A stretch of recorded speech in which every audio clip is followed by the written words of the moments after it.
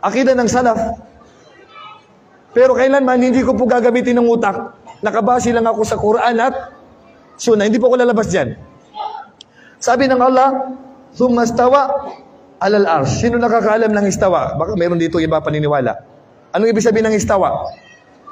Take note, sa pagtatapsir, hindi pwedeng ang pagtatapsir mo itong gagamitin. Pagkatapos ng propeta sallallahu alaihi wasallam, sinong sahaba ang may pinakamaalam sa tafsir?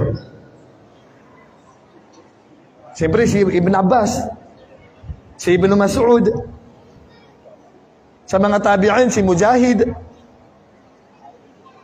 So, ano ang kahulugan ng thumma stawa alal arsh? Sabi ni Ibn Abbas, irtafa. Sabi ni Ibn Abbas, sabi ng propeta sallallahu alaihi wasallam na si Ibn Abbas, ang Bahrul Ummah, siya ang mas nakakaalam sa tafsir ng Quran.